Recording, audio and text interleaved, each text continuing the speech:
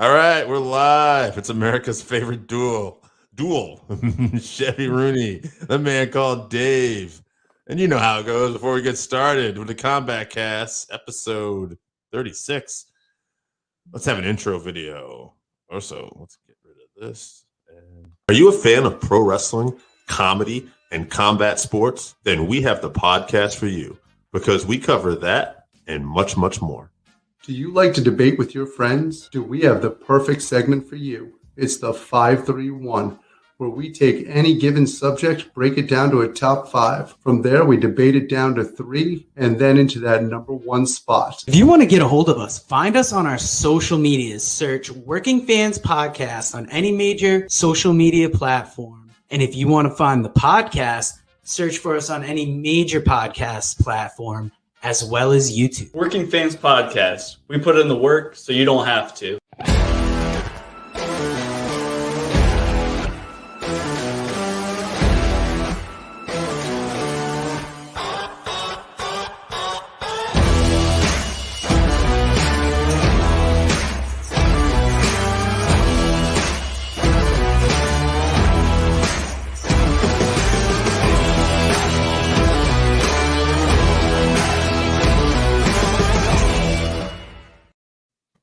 Hey.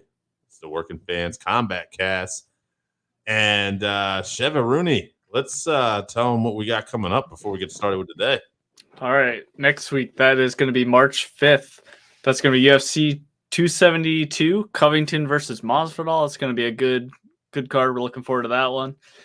Then it's going to be March 12th, UFC Fight Night Santos versus Ankalaev.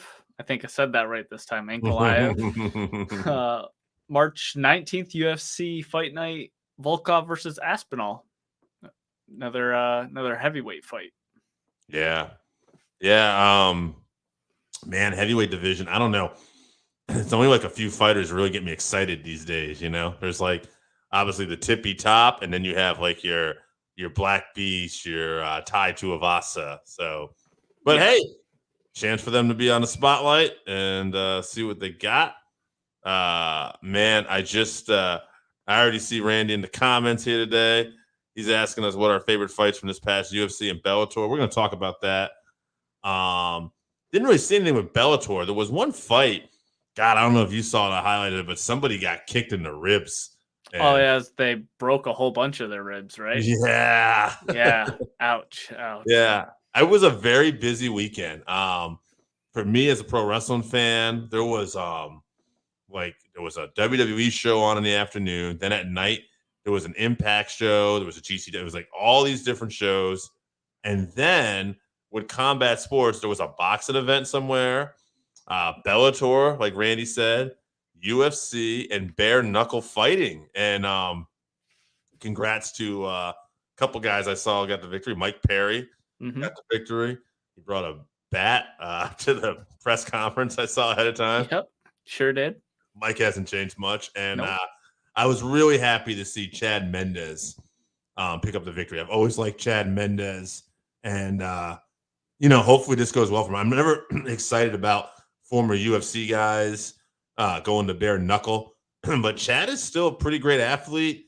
And it's not like he got knocked out too much. You know, he's had a few here and there. But I think, obviously his strong suit was always wrestling. But he could box. And he's powerful. He's powerful, right? So, and bare knuckles is a different type of game, you know. You kind of sure. So, and I don't know about the competition he's facing. So, I wish him best of luck. I hope he wins the title and does really well there. He said, I saw in an interview that he said he wasn't sure if he was going to keep fighting bare knuckle. I know he technically still has a contract with the UFC. I think he has 3 fights left on his UFC contract. So they must have let him, go out and do this bare knuckle thing. I don't know if it was a one-time thing. He was looking super thick, like around his chest and back area, bare knuckle ain't testing at all. We know that. Come on. That reminds me of that thing we saw. Was it MMA Roasted or whatever? And guys like bare knuckle has steroid testing. They give you a test, and if you pass, you get a bunch of steroids. Yeah, exactly. Yeah. So good. All right. What's Randy? I see you in those comments. What we're looking forward to. First, we're going to talk about your first question. What we liked over the weekend. Chevy. Did you see all of this main card? I watched. Yeah, I was in and out, but yeah, I watched the whole card. Did you see Buckley? How did that fight look? That was the one I was keeping an eye out for. Buckley, he has a bunch of performance bonuses, so he's always good to watch his fights. This one was a war between him and Abdul Razak Al Hassan. I had to write that one down. Yeah. Split decision. Yeah. Split decision. Yeah, it was a close fight. It was back and forth. Both guys could barely stand by the end of the fight. It was a good showing from Buckley to see that he can still go 3 rounds. He can go the 3 rounds if it doesn't go his way early. So, I think they're going to move him up a little bit after this one. I hope so. I mean, the guy's got incredible knockout power. We've seen, he's explosive, and he's smart. He knows how to create waves. He had that, I don't even know, that defense instructor. He had the Dust guy, the Detroit Urban Survival guy that is getting trolled all over the internet. Yeah, but I mean, you know what? He got attention for himself. It's whatever. Sure did, yeah. I see Jim Miller picked up another victory. We called that one. Yep. TKO. Second round. Yeah. Round 2. So great. Jim Miller just keeps racking up records as far as victories in most time. I know he's near the top. I wonder how many tied for most wins in the UFC. I wonder how many more fights he plans on doing and sticking around. He said tentatively he's eyeing that UFC 300. He wants to make it to UFC 300. So, okay. I mean, he's looked better since he got his Lyme disease thing taken care of. He's really looked great since then. That was like UFC 200, I think. Parker Porter and Alan Budat. I'm not sure if you saw that one. That was a heavyweight. I did. It was a close fight, kind of boring. Okay. Parker, kept trying to implement his wrestling, but he got tired, and it ended up just being him trying to march Budat down. Budat thought he won the fight at the end. I thought it was close enough that neither guy should have thought they got robbed, but our boy Parker Porter got the win. Very nice. And then Dukakis was the next one. Kyle, yes, the younger. Yep, he fought Rush choke. That's one of your favorites. Yes, I think that this is the one that Scott from Voluntown told us about, where Jamie Pickett tapped with less than 1 second left on the clock before the round ended. He said that he had his tongue stuck between his teeth, and that's why he couldn't hold on any longer. I thought he was going to chomp it off, which I'm glad he did, because I don't want to see that. That's super gross. But I'm glad to see that Kyle got a submission. He was on a bit of an unlucky streak there. There's a loss and then a no contest from the headbutt with Kevin Holland. Right. So good to see him getting back to getting submission finishes. That's his deal. Jamal Hill knocks out Johnny Walker. This knockout was everywhere. I saw it. I want to just take this comment, and then I'll let you talk about this fight.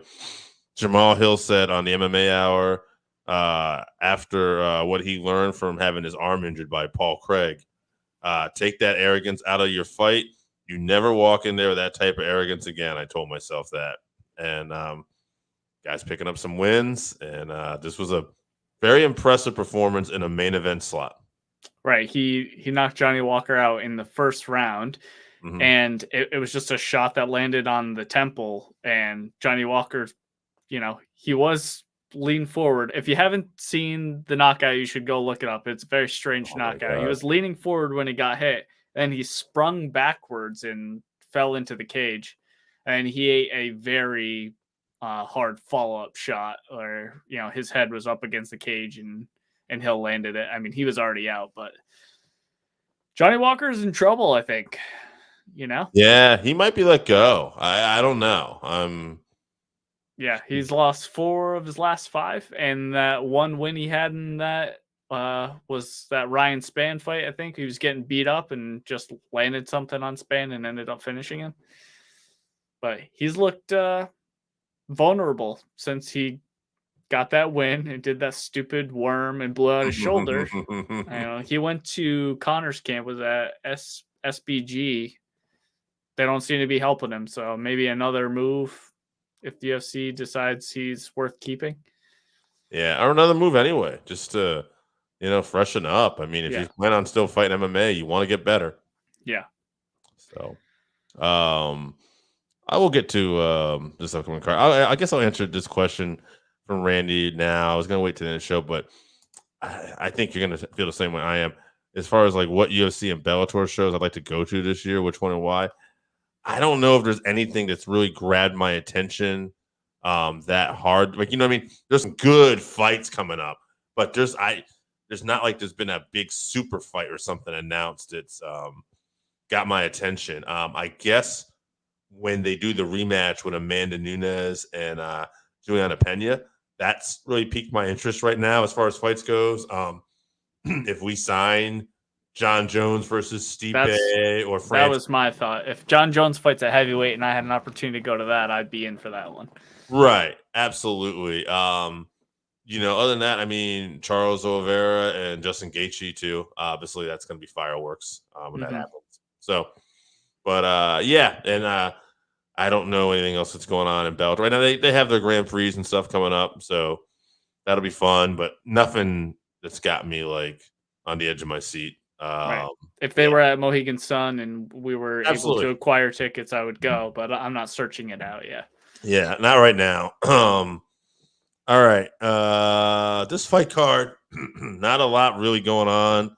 Why don't you just tell me what fights you think we want to talk about besides the main event? I just wanted to highlight that Terrence McKinney and Faraz Zaim fight. So Terrence McKinney is, I think he had a fight booked on a card a while back. He ended up getting an injury and got taken off. But he's an upcoming talent, very athletic guy. He's 11-3. He's only fought once in the UFC, but he has 100% finish rate in his fights. So exciting. Zaim is 12-3, and he's been 2-1 in the UFC. So it's a tough matchup. So that's a good prelim fight to keep an eye on. Yeah, I'm looking at it now. Interesting fight. That's on the early show. Co-main event. I can see that one's gonna get Misha Shirkerov. I always liked him. Wellington Truman. Yeah. And what's about him? He's 2-3 in the UFC. I think he's average. I think this is a very poor co-main event, to be honest with you. He's got a split decision win over Sam Alvey in his last fight. Yeah. He had lost 2 prior to that. Okay. Yeah. So Serkinov is like a real UFC vet. He has, I didn't count him, but he has a bunch of fights in the UFC. But he's lost 5 of his last 7. So neither guy's in great form right now. Yeah, he came in with a lot of buzz. I remember this. Yeah. He had beaten Krylov, Kudalaba. Yep. Some early wins, and then lost to Oldsamir. He was one of the original guys that got KO'd by Volkan. Yeah, when No Time became a thing. And I'm looking at he lost to Glover, beat Pat Cummins, got caught by Johnny Walker, beat Jimmy Crute, and now he's lost to Ryan Spann and Krzysztof Jotko. Yeah, it was a split decision. All right. I'm gonna go with Wellington only because he's like 10 years younger, and Serkinov he is mid-30s, I think so, and that is literally the only reason. I'm gonna go with Serkinov because he didn't get a split decision win over Alvey, who's on a 5-6 fight losing streak or whatever that was. So, and since I know the guy likes to bang, I'll say he gets a finish round 2. I think we're going to get punished with a decision, a boring one. Perhaps. Yeah, sorry guys, we're not a fan of this card. But I am a fan of this main event. Mhm. Because I love the story. Michael Bisping even says that he smells an upset here. I don't know if that's true, but I mean, I think Schaub said that too, so that like cancels out Bisping's opinion about it. I mean, Makhachev is he's a good striker, Mhm. he's a great wrestler. I don't know. He's possibly in line for a title shot, like not next, but he's like right after. And Green is a guy that's good, but he's not ranked. But he is active, and there is something about these guys that stay active. And Bobby Green, especially when he's active, that's when he seems to perform the best. It's a great story. I'm really happy he's got this main event and this opportunity. And I know it's a catch weight, but you know if he can pull off like a huge win, he's probably going to get a top ranked opponent at another main event slot. I'm pulling for him. I'm going to be different. I'm going to go with my heart. I'm going to say Bobby Green. He's going to have to get a knockout. And I'm going to go round 4. So I would love I'm wrong because I know I am. I would love for that to happen. I don't see that happening. Only Bobby Green's great at laying on his feet all around, but he's very accurate, but he doesn't have a lot of knockout power. I mean, he caught Al while Al was coming in, so maybe he can catch Islam while he's coming in to wrestle. But I don't know if he's going to be able to keep him off him long enough to lay in the shots required to knock Islam out. But I do think that this is a good test, a good showcase for Islam just to see where he's really at. This is a style. I mean, there's no one that has the same style as Bobby Green, really. He's going to be tough to hit, and if he can keep his feet moving and not getting taken down, we're going to see if Islam has the gas tank to hold up to it, because once he gets tired, if he gets tired, he's going to be there to get hit. So, with all that being said, I think that Islam probably gets his hands on him after, he tries to show his striking. Bobby touches him a couple times. He's just going to shoot. He's going to get his hands on him. He's going to take him down, beat him up a little bit, hold him down. He's just not going to be able to get up. And eventually he's going to find some sort of submission or TKO. I'm going to say around 3. Okay. I hope not, though. I hope not. Yeah, it'd be a good story for Bobby to pull this off. I'm going to have one more story I want to ask you about, but I'll get to this question too. From Randy. Any fighters surprise you, good or bad so far? Yeah, I'm going to have an answer for this one. Tai Tuivasa, which is really good. I'm just really happy for this guy. How can you not be? This guy was cut from the UFC, and he came back, and now he's on, what, a 4-fight win streak?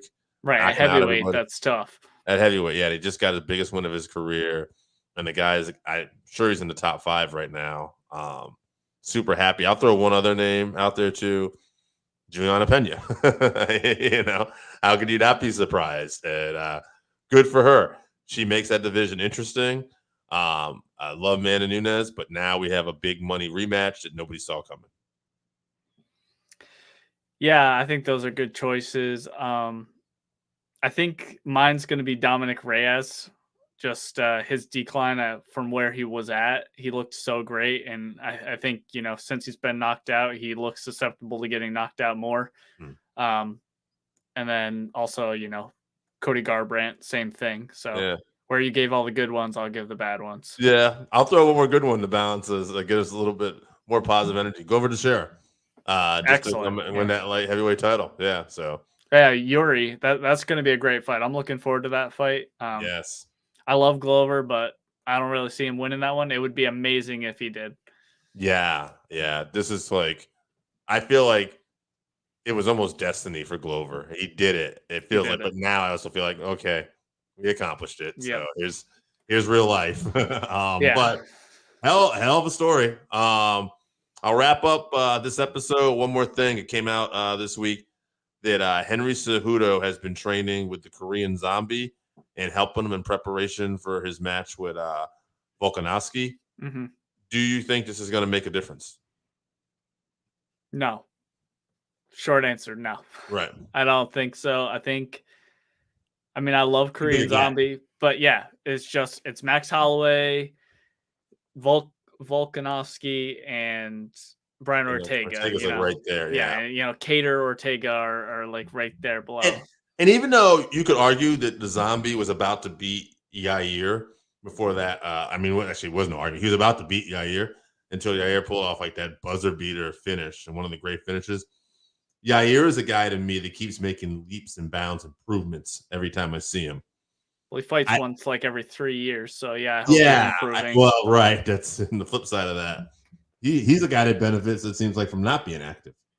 But he also gets hurt a lot too. I used to really, really like Yair. I love his style, but his inactivity, his inactivity, his attitude, his entitlement. Yeah, doesn't make me the biggest fan of him anymore, but I do love to watch him fight. I find you find that a little more in boxing sometimes. Like he's got that boxing mentality, I think, where like the loss almost like it feels like defeats him, and like he just like it's gonna be the end of the world. Whereas in MMA, we kind of got around it, and he does improve a lot. So for sure, yeah, perfect world if Cejudo. If Zombie could come out and wrestle half as good as Henry Cejudo and still have his striking, I'd say it's going to make all the difference in the world. But since this fight's going to happen, in the next month or two, and I don't know how long they've been training, but whatever. I don't care. You've been training with him for 6 months. It's too big a gap. I just don't see it unless Korean Zombie was a natural wrestler that we never knew had. Right. He's just he's the GSP in Korea or whatever. Yeah. Randy appreciates the content. Thank you, Randy. We do this. It's a passion. This is just a passion. We love doing it. We hope to keep getting better as time goes on with it. And, we'll probably add some more stuff to it. And, excuse me. Sorry about whoever has to edit this tonight, too. I've been wheezing. If you end up picking this up, I'm sorry. I didn't take my inhaler before this. So it's all right. It's all right. Producer Joe gets this, too. But, we love doing it, and we're going to be constantly trying to come up with more stuff in the future. I've been doing the daily content with a lot of pro wrestling. There might be some MMA stuff. I mentioned the Bobby Green stuff today on it, so see how we evolve. Chevy, I know. You might see me drinking alone. Yeah, a few videos. So we'll see. We'll figure some stuff out. Before we get out of here, though, bring it back to Bellator. I just want to mention middleweight championship fight is this weekend in Dublin. It's going to be Gegard Mousasi versus Austin Vanderford. That's Paige Van Zandt's husband. Yeah, he's 11-0. Mousasi is 48-7-2, so he has the experience advantage. By a lot. He also knocked out Mark Hunt at heavyweight, so there's that. I don't know how you see it going, Dave. What are you thinking? Last time I saw Vanderford fight was on the Contender Series. I'm sure which he won and didn't get a contract. Right.